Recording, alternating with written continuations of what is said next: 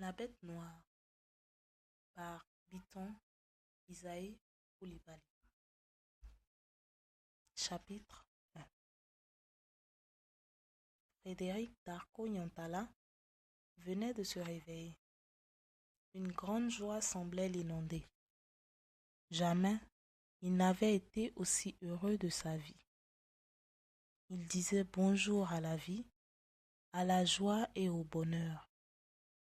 Depuis 5 ans, il était envahi par le stress, le désespoir, la haine et le mensonge.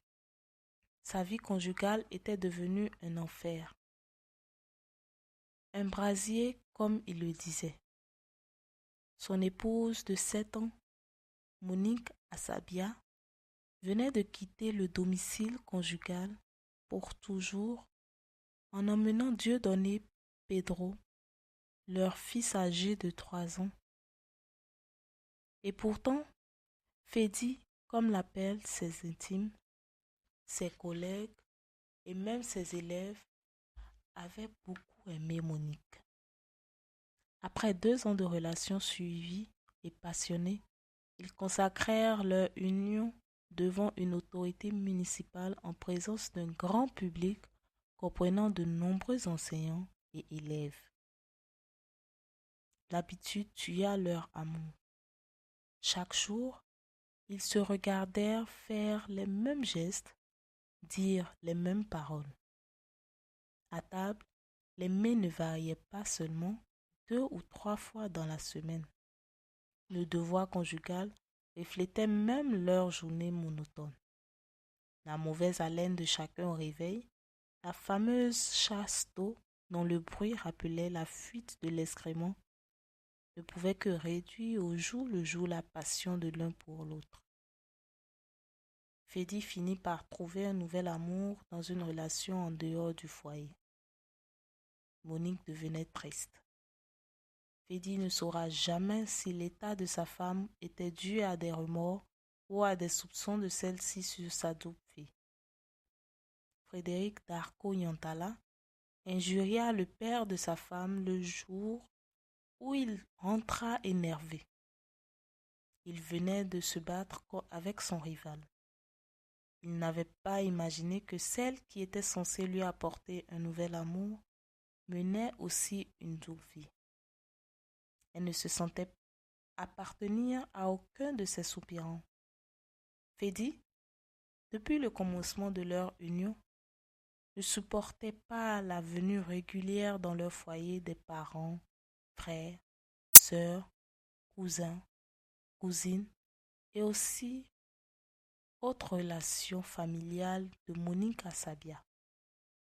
Ces nombreuses visites ne permettaient pas l'exécution normale de leur budget. Il traita son beau-père de parasite, de pauvre. Il le prit par la main et le poussa vers la porte. Cela va engendrer de nombreuses disputes, des bagarres, des concertations familiales et finit par la demande de divorce, suivie du départ de la charmante Monique. Fedi ne pouvait que s'en réjouir. La fille du pauvre vient de s'en aller. Je pourrais maintenant respirer et prétendre à une épargne chaque fin du mois. Devant les dépenses imprévues occasionnées par l'entretien de sa belle famille, Frédéric avait regretté assez tôt ce mariage. Il se condamnait lui-même d'aveuglement, sachant d'avance que sa femme était issue d'une famille pauvre et même très pauvre. Le salaire d'un professeur de lycée étant maigre, il avait imaginé qu'avec leurs 2 salaires, ils auraient vécu comme des cadres supérieurs.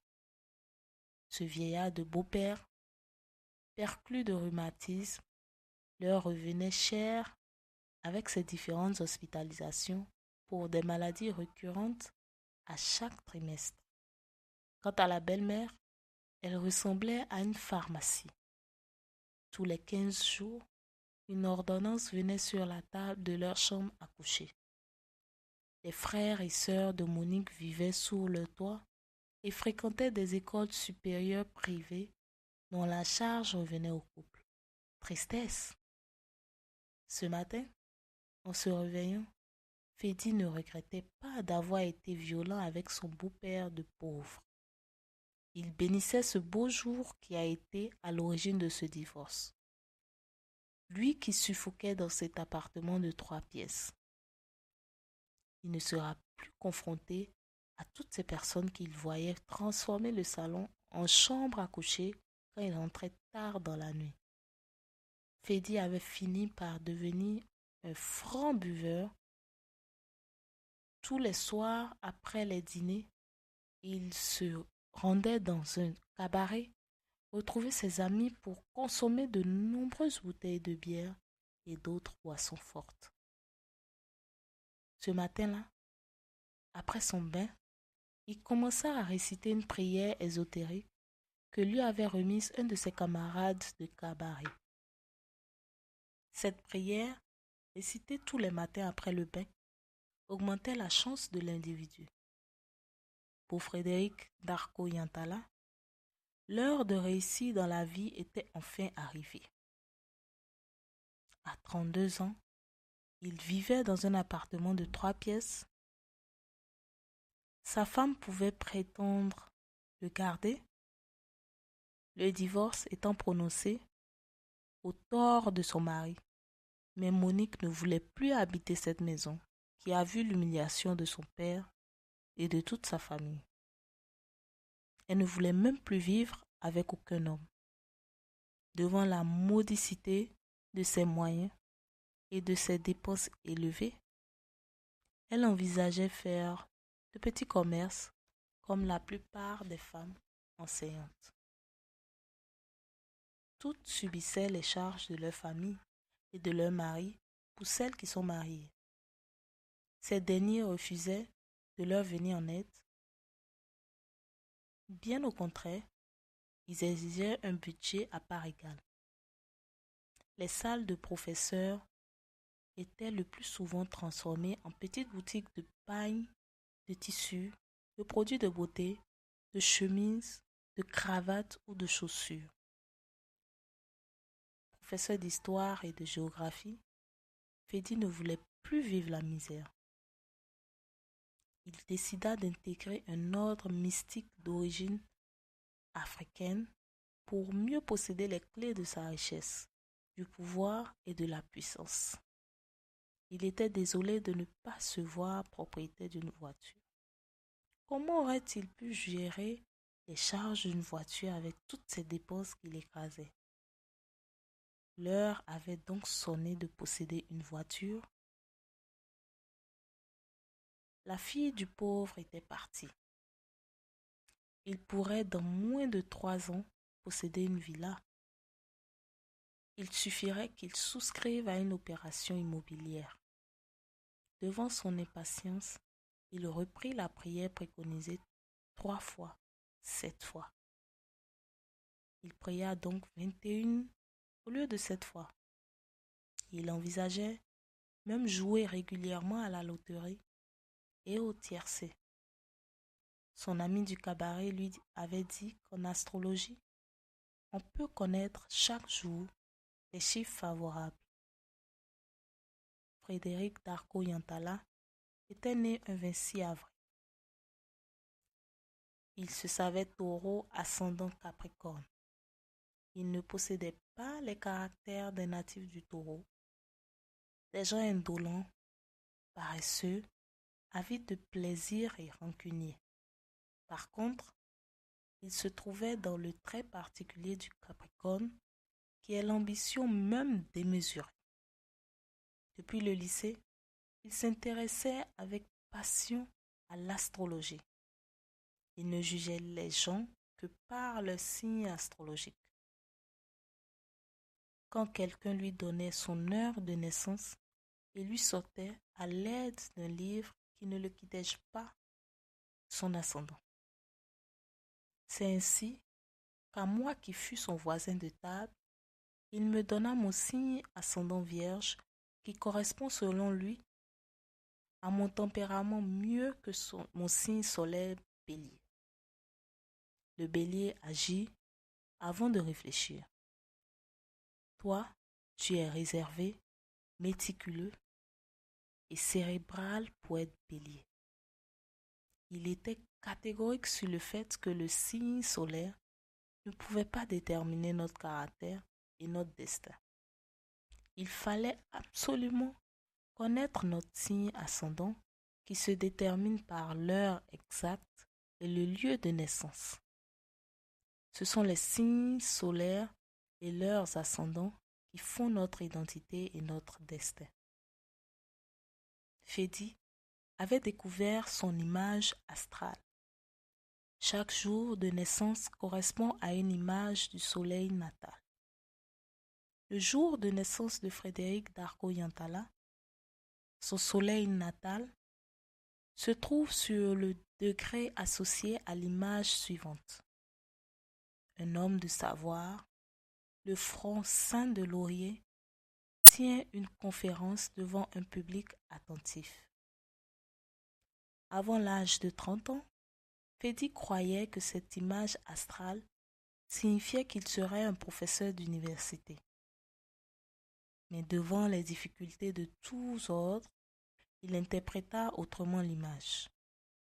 Il sera un homme politique de premier plan.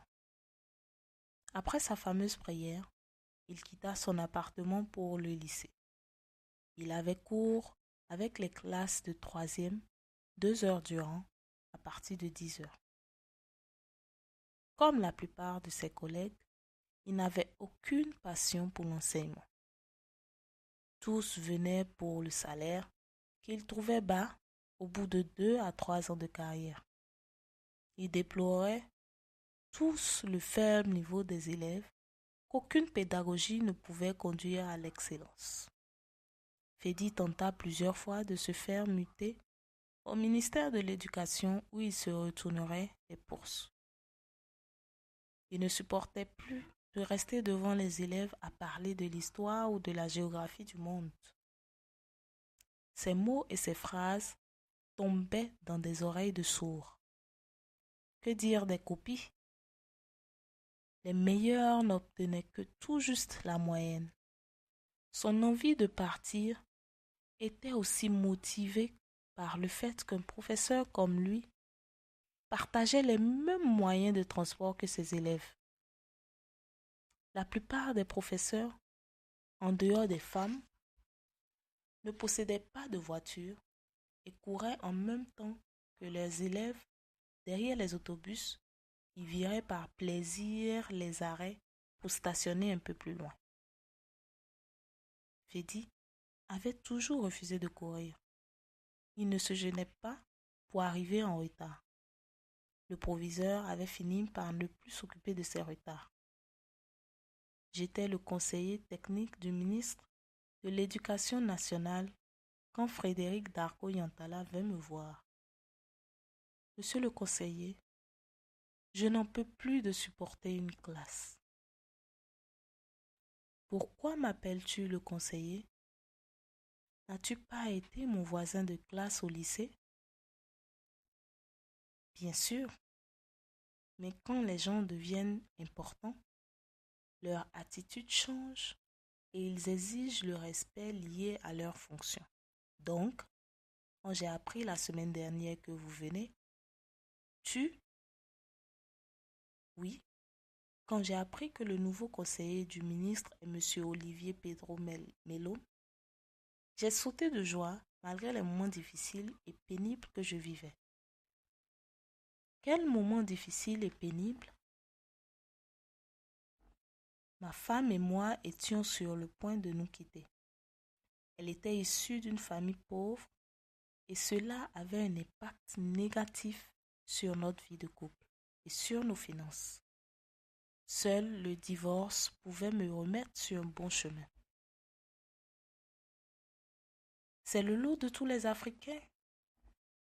Tu as eu tort de quitter ta femme pour cela. Celle que tu prendras va encore te coûter plus cher. Avec les femmes de tous les pays du monde, il faut s'attendre à des dépenses à ne plus finir.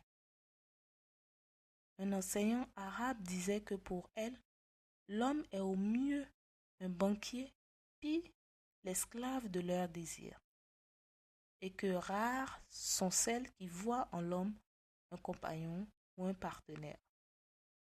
Même chez eux, même partout. Es-tu marié? Quelle question! Le bonheur passe par les femmes. C'est un mal nécessaire. Il faut absolument les posséder à la maison. Je dis bien posséder. Moi, j'ai désormais décidé de réussir ma vie et je pourrais me passer de ces êtres doubles. Je crois que tu n'aimes pas lire. Sinon, tu aurais su que pour Sacha Guitry, réussir pour un homme, c'est de gagner plus qu'une femme ne peut dépenser. Évidemment, pour une femme, c'est d'avoir épousé cet homme qui est la réussite. Dieu les a créés pour que nous dépensions pour elles. Bref, quel est le but de cette visite en ce début d'après-midi? Mon frère, j'aimerais que tu me fasses muter au ministère. Je ne peux plus supporter l'humiliation quotidienne avec les élèves dans les transports en commun. Ils n'ont aucun respect pour nous. Ils ne connaissent absolument rien. Je viens de parler plus de 2 heures pour des sourds-muets. En plus, les nombreuses copies de cette classe qui sont à ma charge ne me permettent pas de jouir de la vie comme je le souhaiterais. Viens à mon secours.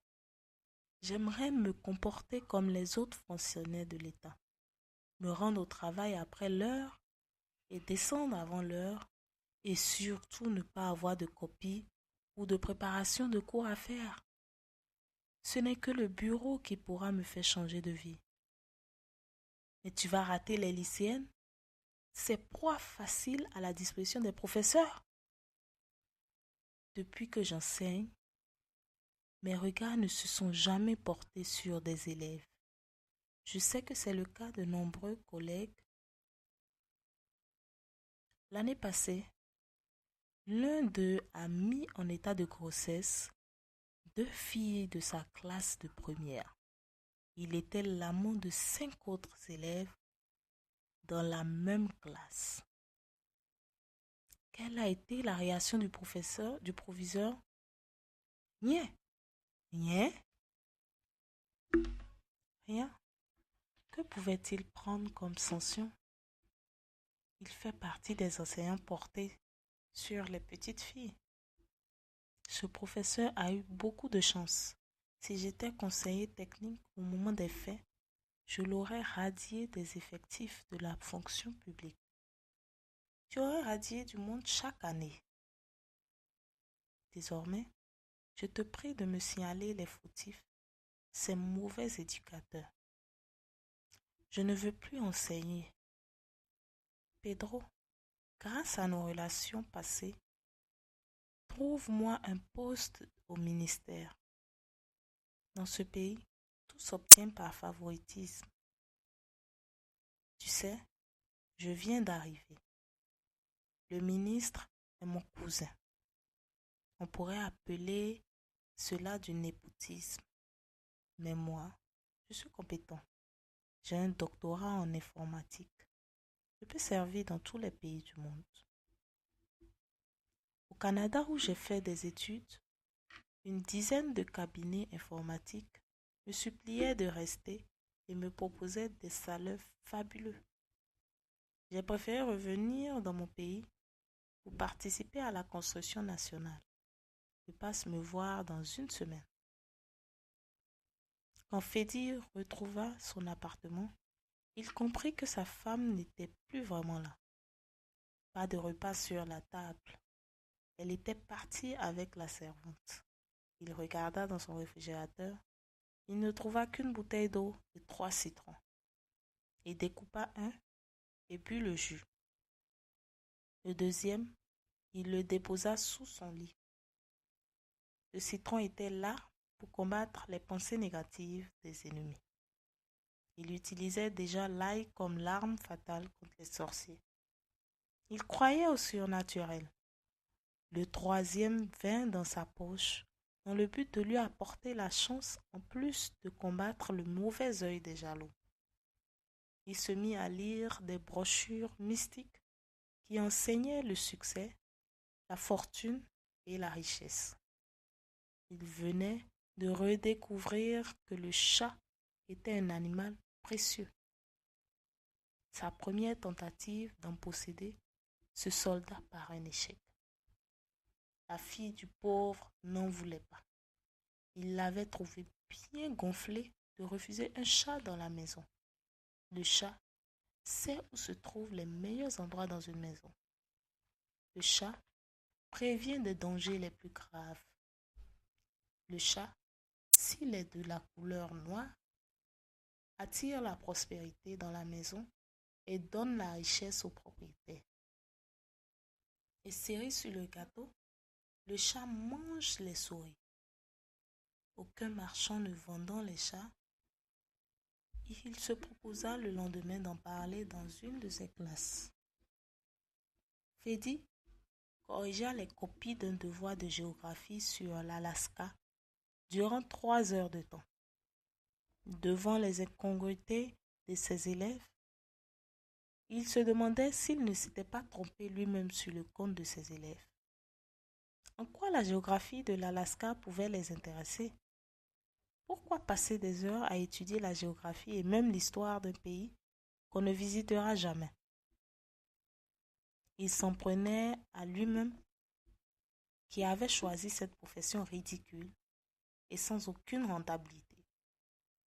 La seule solution pour lui consistait à quitter l'enseignement dans les classes pour s'asseoir dans un bureau, lire ses ouvrages ésotériques, téléphoner ou recevoir quelques visiteurs en quête de renseignements. Il pria longuement son ange gardien de lui venir en aide par un poste où il n'aura pratiquement rien à faire toute la journée sur le plan professionnel avec une secrétaire à sa disposition. Il croyait aux anges, aux génies, aux esprits et à tous ces êtres qui étaient sur un autre plan que les yeux normaux ne pouvaient apercevoir.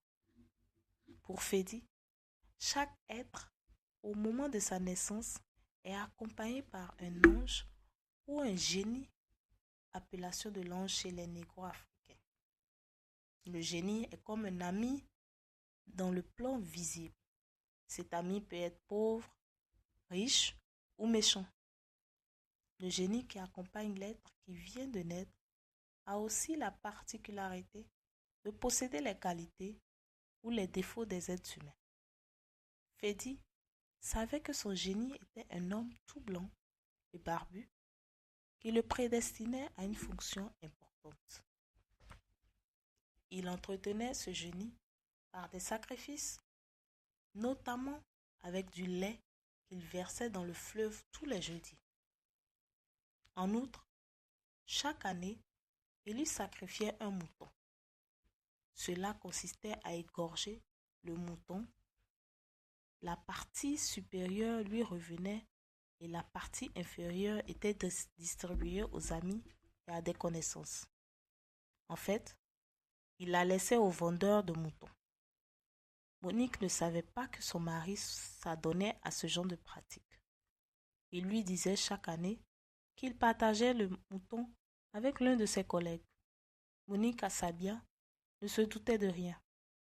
Si elle avait su que son mari avait des pratiques fétichistes, elle l'aurait quitté depuis fort longtemps. Elle était une fervente catholique et découragea rapidement Fedy de lui parler des balivernes d'astrologie. Elle n'insista pas pour le conduire à l'église. Il avait trop de choses à reprocher à l'église catholique pour en être un fervent adepte. Le jour du baptême de son fils, il était indifférent à tous les rites. Les prières de Monique à la Vierge Marie pour faire de son mari un adorateur de Dieu furent vaines. Pour lui, sa femme pratiquait une religion venue du monde étranger à l'Afrique, qui avait déjà ses valeurs culturelles, politiques et spirituelles. C'est en priant son ange gardien avec une bougie de couleur bleue qu'il dormait. Quand il retrouva ses élèves, Freddy demanda aussitôt lequel parmi eux pouvait lui trouver un chat. Plus de 20 élèves soulevèrent la main. Le professeur était surpris. Il ne s'attendait pas à un nombre aussi important, convaincu par Monique que très peu de personnes possédaient chez eux des chats. Le chef de classe demanda alors au professeur s'il voulait un chat pour le manger ou pour le garder à la maison. Dans l'un ou l'autre cas, le chat qu'on doit vous fournir n'aura pas la même couleur et la même taille, indiqua le chef de classe. À cet âge, tu te connais déjà en chat. Comme tous mes camarades de cette classe où se trouvent de grands prédateurs de chats. Pour quelle raison faites-vous la chasse aux chats? Une grande partie de la classe répondit que c'est pour les manger. La situation sociale des familles se dégradait de jour en jour. Les salaires devenaient insuffisants pour l'immense majorité des travailleurs pour nourrir correctement les familles. Les chats, les oiseaux, les margouillards ne pouvaient que devenir des proies faciles pour les adolescents en manque de calories. Mon chat n'est pas mangeable. Il restera à la maison et pourra même dormir dans mon lit. Dans ce cas, il vous faut un chat noir et bien gros pour vous attirer la chance, la richesse, la prospérité et même la paix. Qui peut avant 18 heures me faire parvenir un chat noir à la maison? De nombreux bras se levèrent. Des voix se firent entendre.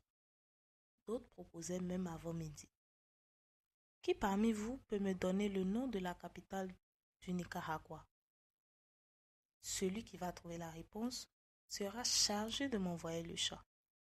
Aucun élève n'avait la réponse juste, même ceux qui n'avaient pas de chat à donner.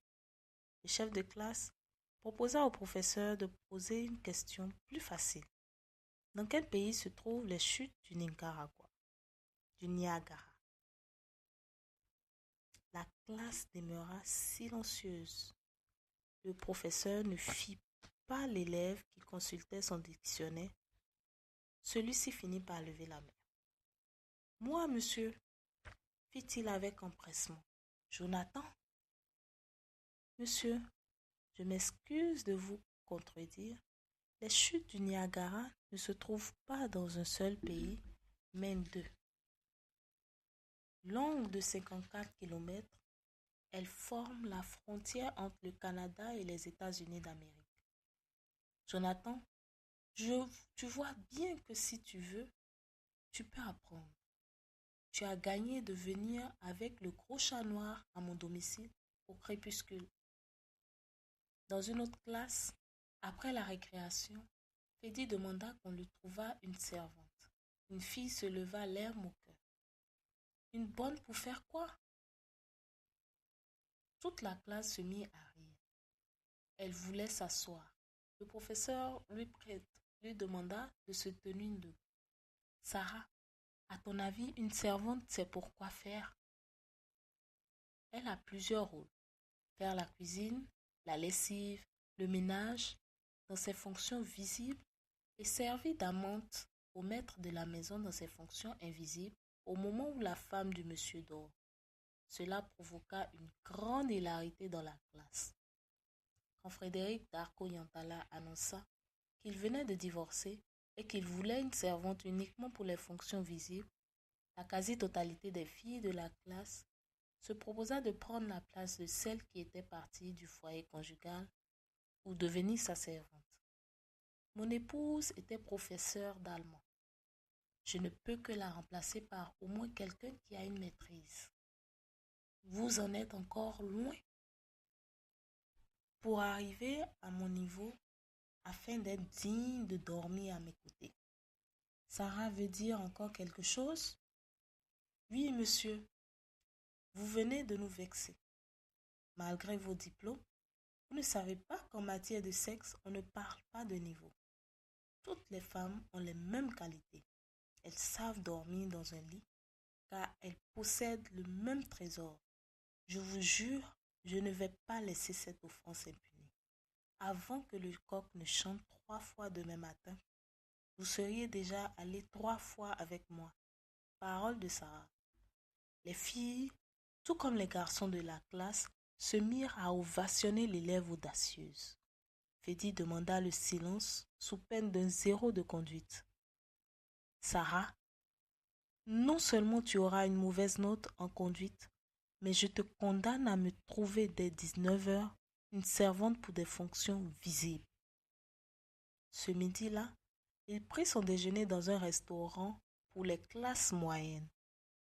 N'ayant pas cours l'après-midi, il se permit une longue sieste. Il reconnaissait que la fonction enseignante avait de nombreux avantages. Très peu d'heures de travail dans la semaine, de nombreux congés et près de 4 mois de travail. Un professeur passait dans la classe moins de 6 mois dans l'année. Le salaire dépassait celui des autres fonctionnaires de l'État avec le même diplôme.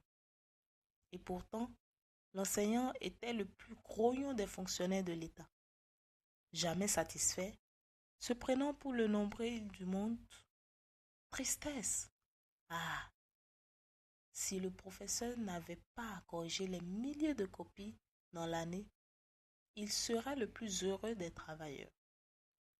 Fedi était convaincu qu'il serait muté dans un bureau du ministère. Ainsi, il sera privilégié.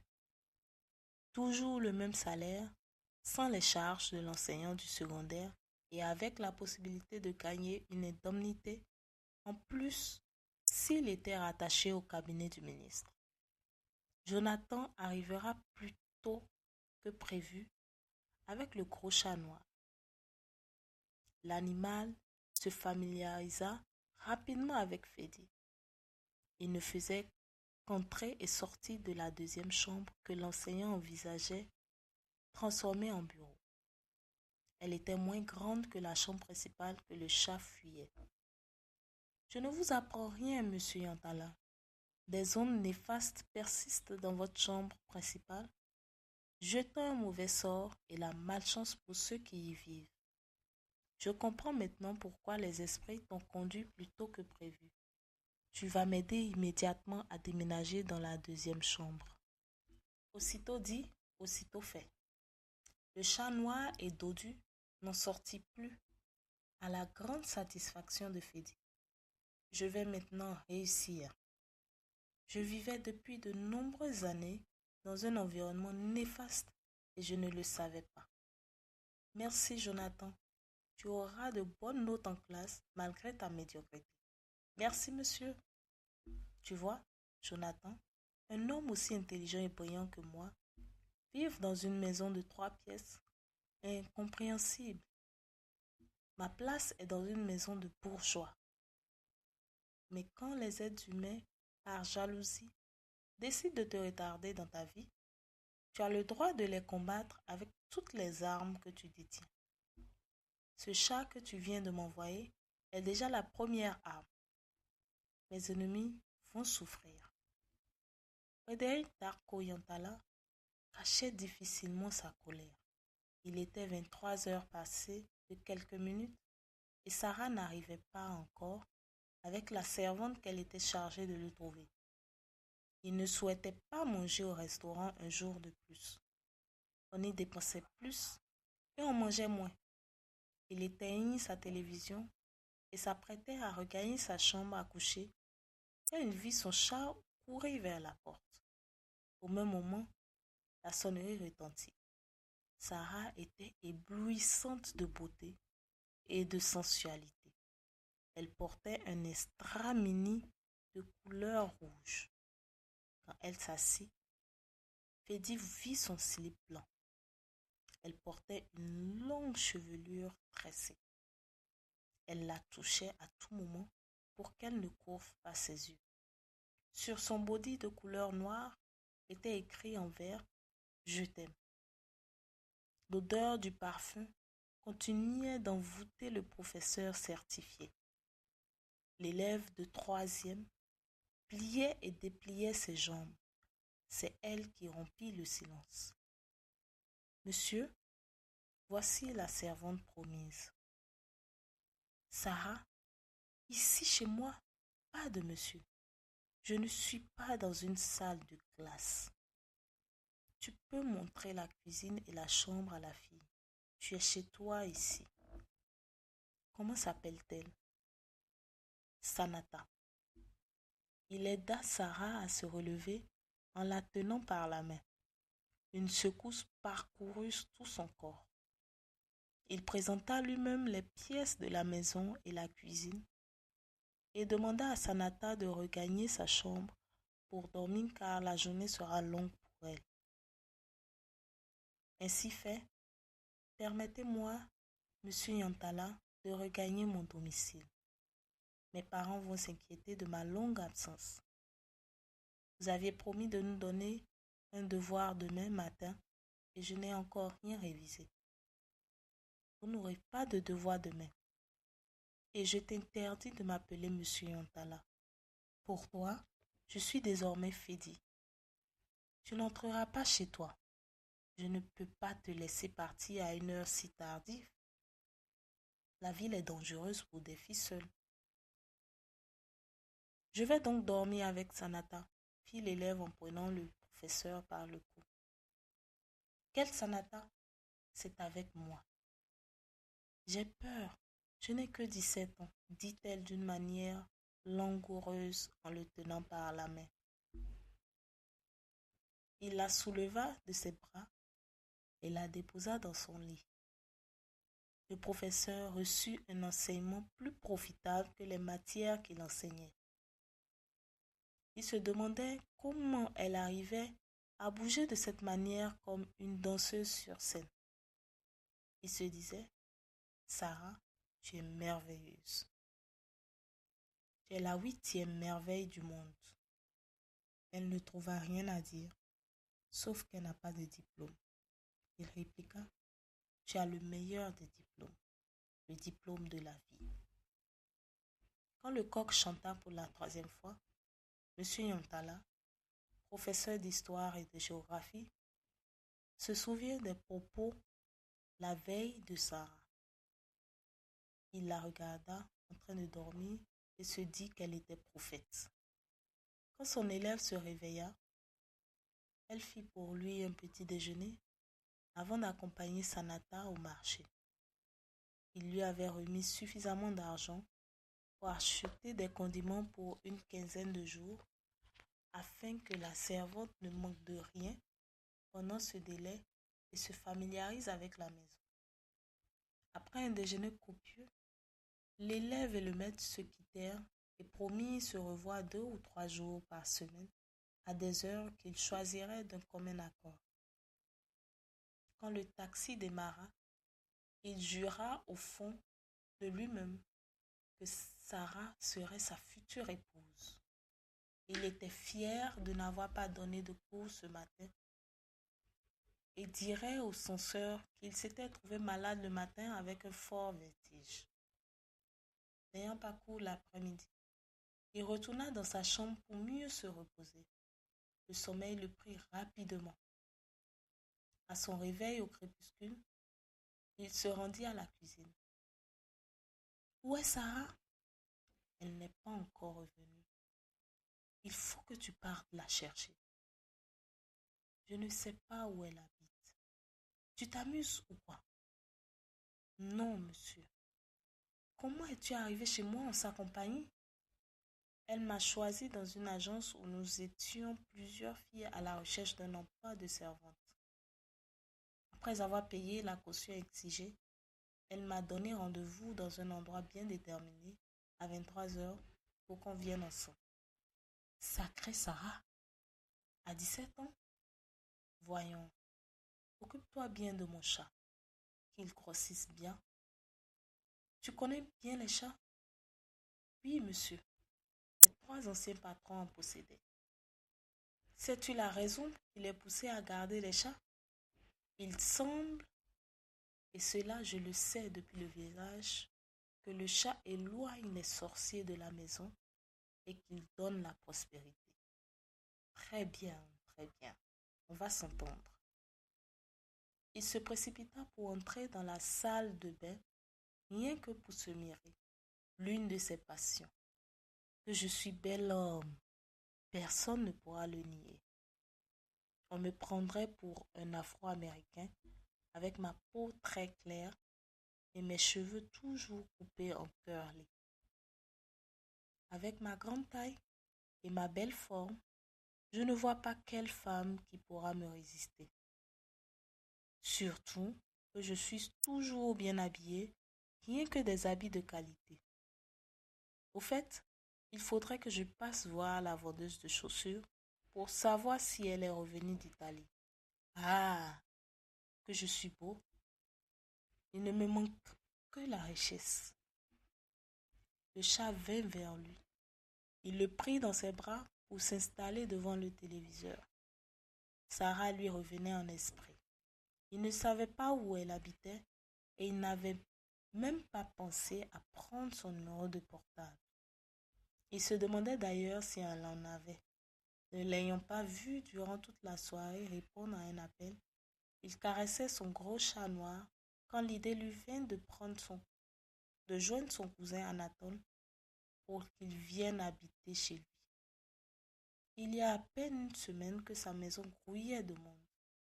Même si ces personnes l'enquiquinaient, il regrettait de voir sa demeure aussi déserte. Une joie immense semblait l'envahir. La vie lui souriait, ou c'est lui qui souriait à la vie. Il se persuadait de plus en plus que c'est la présence du chat qui créait les conditions de bonheur dans son être entier.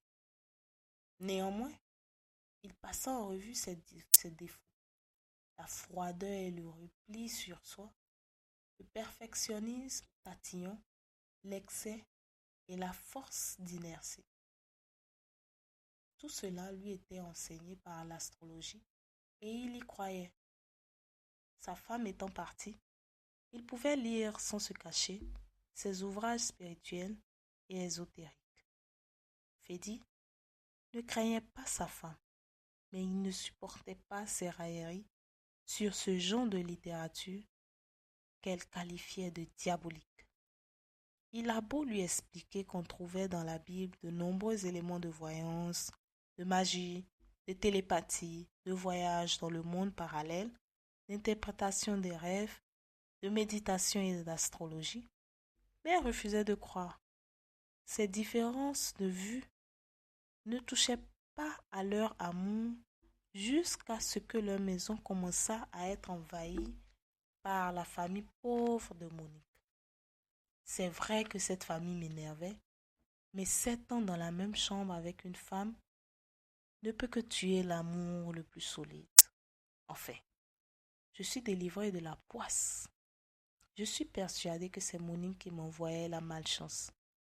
J'aurais dû faire comme les Africains d'autrefois, consulter un mage avant de savoir si cette Monique pouvait m'apporter le bonheur. Au Sahara, je n'y manquerai pas.